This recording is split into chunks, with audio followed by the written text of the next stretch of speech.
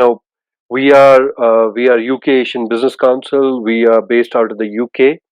We are a trading platform which helps companies to come into the UK and go out of the UK to Asia and Africa for business. We handhold them. We give them the country expertise. We give them the knowledge of the land and how to conduct business, how to start a company, which legal companies to work with. All of that is in the bouquet of our services. Today, I'm here to talk about how UK will benefit from Asia and how Asia will benefit from the UK. As the world knows, everybody knows, you know that UK has come out of the European Union, and coming out of the European Union has given a lot of opportunities to the United Kingdom and companies and countries outside Europe and in other parts of the world, whether it is Asia, Africa, or even the United States. I would like to tell you that the largest investor in the United Kingdom is the United States, but the second largest investor in the United Kingdom is India. I don't know if this was already known to the audience, but this can give you an idea of how much investment and how much opportunity is available to Indians in the United Kingdom.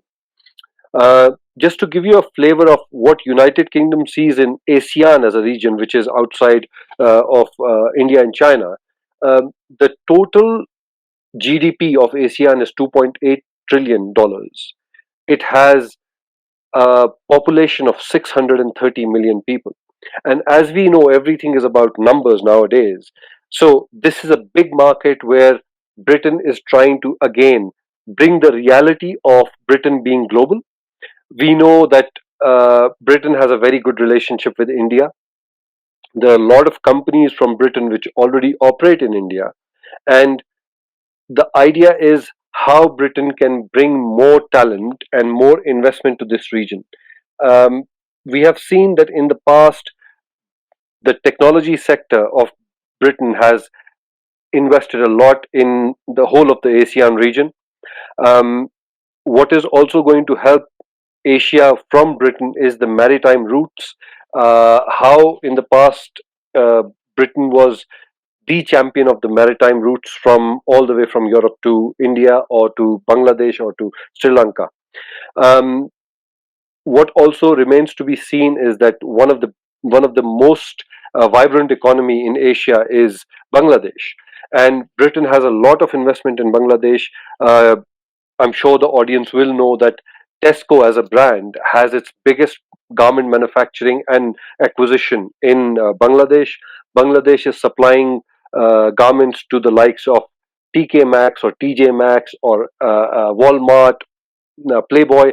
All of these clothings which were exported from India or Pakistan in the past now has moved to Bangladesh, and the reason is better quality, better commitment, better labor laws, and more favorable terms to the West, especially to the UK. Um, Also, UK is the second largest financial center of the world.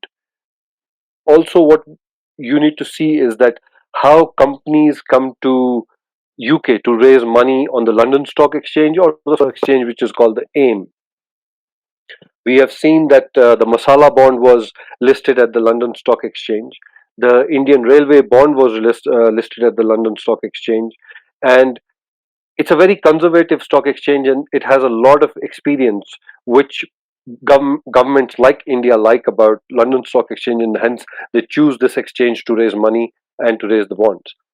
Um, Also, now what we will see is that Britain has already had free trade agreements with countries like Australia, Japan, um, and we will see a further agreement with India, wherein they will declare more subsidies, so to say, for Indians to invest in the UK. They have brought a special kind of visas for research and development, highly skilled labor, which is your doctors, engineers, IT professionals, and there's a lot of focus on artificial intelligence throughout the world. But Britain is pioneering in this field as well. Then we have then we have the startup incubation centers in places like Cambridge, Oxford, which is also attracting a lot of talent. There's a startup visa which is available to public to apply, and the entry point is quite low. So Britain is giving Asia a chance to bring the technology into UK, which can be incubated and then taken to further heights. Just for example, Ola has also come to the UK now, and they're doing pretty well there. Um, Japan also is one of the fifth. Japan is the fifth largest investor in the UK, with about $81 billion. Uh, China has assets worth $135 billion in the UK, and these things are going further up. With the, I would also like to touch upon geopolitics. You have seen what's happening in Hong Kong, and recently what's happened in Afghanistan, and because of this, again, UK will play a very big role. It is already playing a very big role with China in the case of Hong Kong, and now.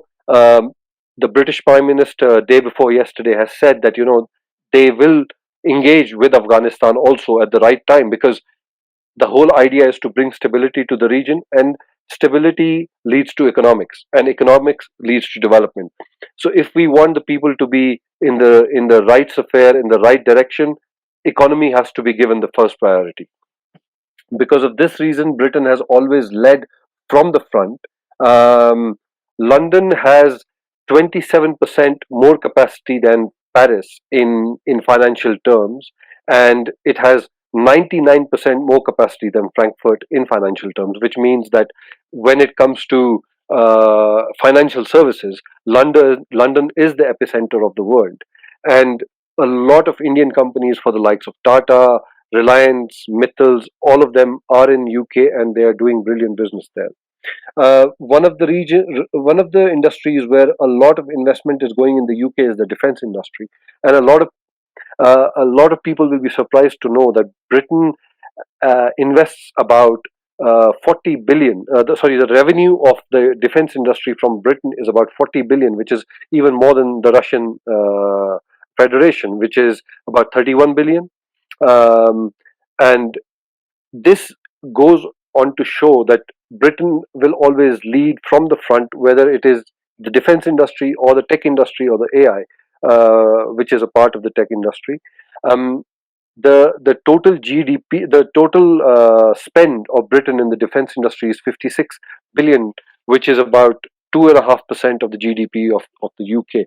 So even in defense, UK at the moment is tying up with Asia, and in particular with India, to give a lot of expertise and technology to India to overcome and manufacture in India. This all will happen under the transfer of technology to manufacture goods and goods, the defense products in India. Um, so overall, this is how Britain is going to benefit from Asia. But how Asia is overall going to, or even Africa, how they're going to benefit from Britain is that Britain has things to offer in the scientific field. Britain has things to offer in the education field. A lot of British universities are available now online. To give you an example, one of the biggest schools from Britain, which is available online, is the Harrow School, which is famous for boarding school where a lot of prime ministers have graduated from around the world, and presidents. And now these universities are these universities are going to be coming to coming to places like India very soon.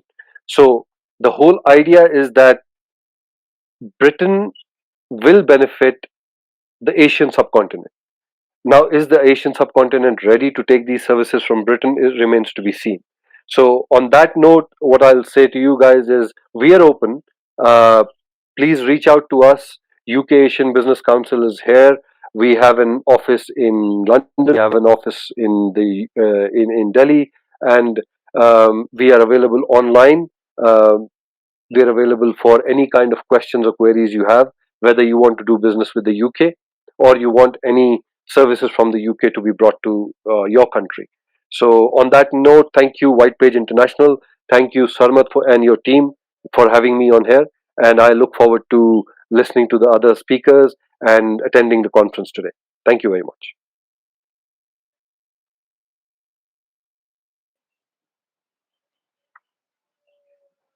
Thank you, Taha, for the enlightening session.